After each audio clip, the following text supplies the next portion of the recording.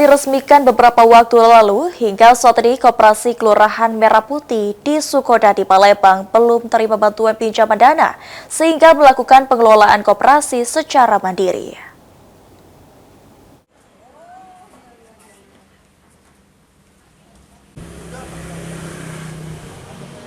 Setelah diresmikan beberapa waktu lalu, hingga saat ini Koperasi Desa dan Kelurahan Merah Putih belum menerima bantuan pinjaman permodalan yang dijanjikan pemerintah pusat sebesar 3 miliar rupiah. Meski belum menerima bantuan permodalan, menurut Nanang, Kepala Koperasi Kelurahan Merah Putih Sukodadi, koperasi masih tetap berjalan dengan mengandalkan modal pribadi melalui permodalan dari setiap anggota.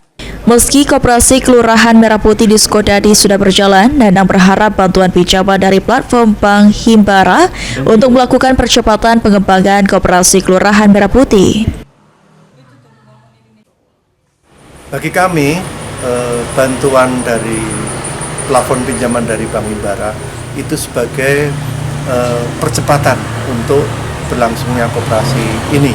Namun meski saat ini kami belum mendapatkan bantuan, kami tetap berjalan melakukan dengan kemampuan kami sendiri. Contoh, kami sudah stok beras SPHP, alhamdulillah ada 2 ton, minyak kita, dan lain sebagainya. Sementara itu, Kepala Dinas Koperasi dan UMKM Provinsi Sumatera Selatan Amiruddin mengatakan, setelah dibentuk, selanjutnya pemerintah Provinsi Sumatera Selatan akan segera mendorong Koperasi Desa dan Kelurahan Merah Putih di Sumatera Selatan segera beroperasi sebagai upaya memutus mata rantai distribusi yang terlalu panjang. Nantinya, bisnis usaha yang akan dijalankan oleh setiap Koperasi Merah Putih akan disesuaikan dengan potensi yang dimiliki oleh masing-masing daerah, mulai dari sembako, alat pertanian, hingga koperasi simpan pinjam. Sampai saat ini, ya kita ini tahap selanjutnya adalah tahap bagaimana koperasi ini yang kita harapkan ini beroperasional, ya. Beroperasional dengan berbagai jenis usahanya yang sudah kami sampaikan terdahulu bahwa ada 7 gerai termasuk kantor koperasinya sendiri.